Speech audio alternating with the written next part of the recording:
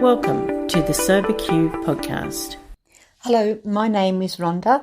I am an alcoholic. My question is a step 8 question. What amends did I balk at making? When I first was taken through my first walk through the 12 steps of Alcoholics Anonymous through the big book, I was told that if I miss this vital step, I may go back to drinking. So I was very thorough in actually doing my 4th step and sharing my 5th step. So I had I knew who I had to make amends to from that list, and I didn't balk at making any of them at all because I didn't want to go back to drinking. However, there was one, and that was my sister.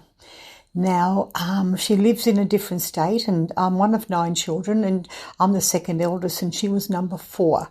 And unfortunately, she never sort of got on with anyone in the family, a lot of mental issues and anything. Anyway, there was a lot of problems in the family, and through her actions against my brother, who died quite young, I didn't go and make amends to her. I actually hated her for a long, long time.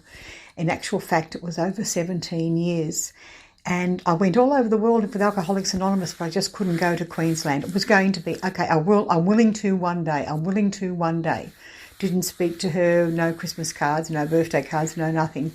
And then in 2016, my husband passed away, and I came up to Sydney. I lived in Melbourne at the time, came up to Sydney for a family Christmas party, and my sister was there.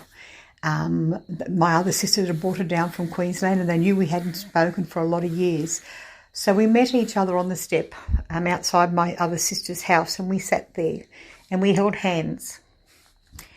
And she said how sorry she was that my husband had died.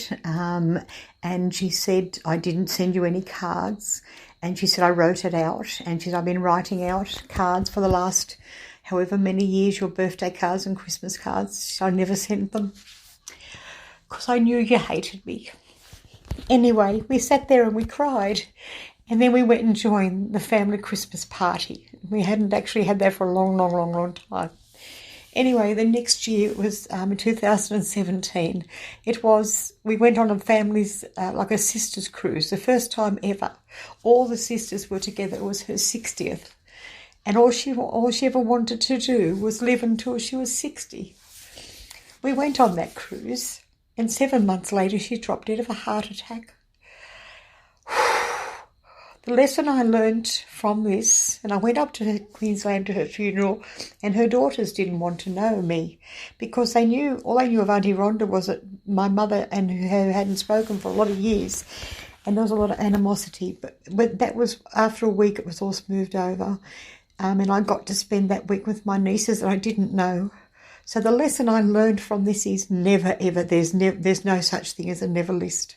You know, if I hadn't made that amends with my sister, if God hadn't put us together with my family transpiring, I would never have had that cruise.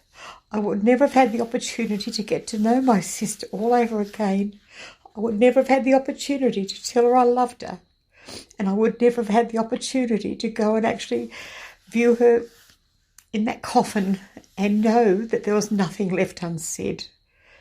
So I've learned never, never, never to say no to any amends, and that's why I make those amends on a daily basis. There's no such thing as never in the amends process. I would have robbed myself of the joy, the little time that I had with my sister. If you would like to share your experience on a recovery question, visit the SoberQ podcast website at soberq.com. Thanks for listening.